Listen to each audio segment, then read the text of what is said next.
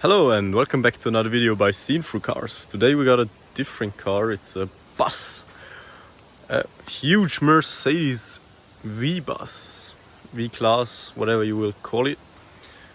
As you see, there are nice windows over there and a lot of seats, many seats. It's the 9-seater version, but now we hop into the driver's seats with the key. The old school key. I don't like it because this key is already 20 years old, at least the design of this key. I don't know what they're thinking. You got some old school handles, nothing electronic. Well, I'm not a huge fan of EVs in general, but this kind of car is really doing the worst job for me. Well, of course, there's some nice stuff like we can close the doors electronically. Well, I think that's minimum standard in such a car because, yeah, you know, some things I would expect to be standard in this car and, yeah, you know. But let's continue this POV review. We started up being fully electronic. There you won't hear the engine. So the car is ready. Now, driving this car, yeah, it has a little over 200 horses, fully electric, powered. Yeah, that's kind of comfy to drive, to be honest.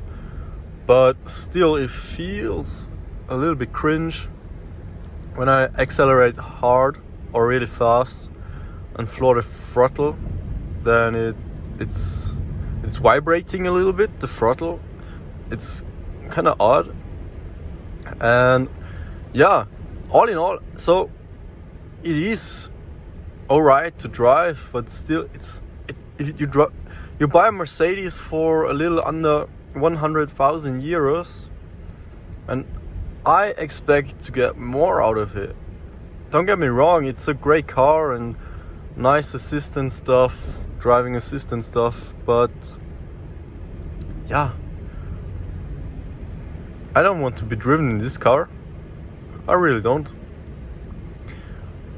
It's the suspension isn't well made. It's really boat-like, and it's after going over a bump, it's floating along like that for quite a bit. Yeah, it's not good. It's not a perfect car. It's not a proper Mercedes, I would say.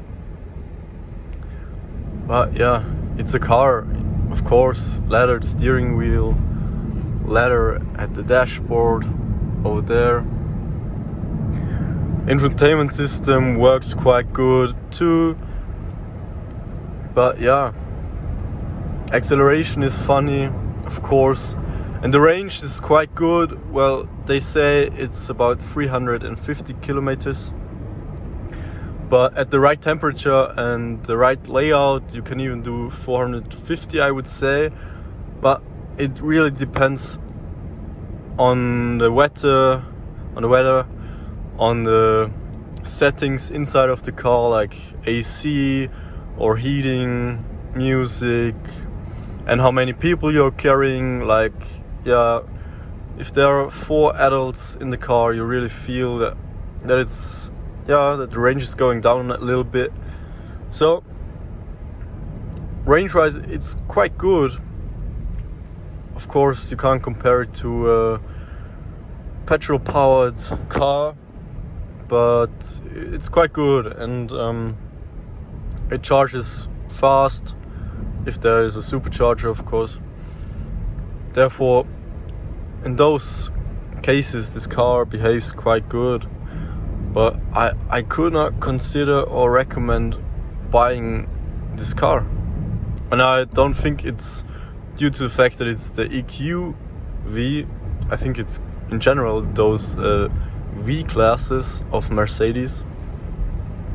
Well, or maybe my standards are too high, but yeah, it's made for taxis or bigger families, and you want to carry many people, and I think for Mercedes, you want to carry them really comfy, and it's not what this car does. Yeah, I'm sure, and I'm aware that it's hard to do a perfect job on this huge car, suspension wise, and yeah, but if I were an engineer at Mercedes and I felt this wobbling acceleration, yeah, don't know, I'm not happy with this car. I'm sorry for that, but that's my honest opinion.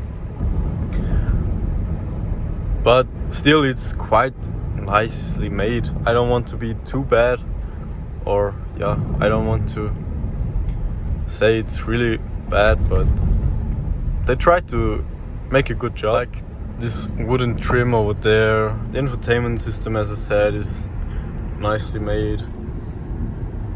In terms of the design, of course, those knobs over there are nicely designed.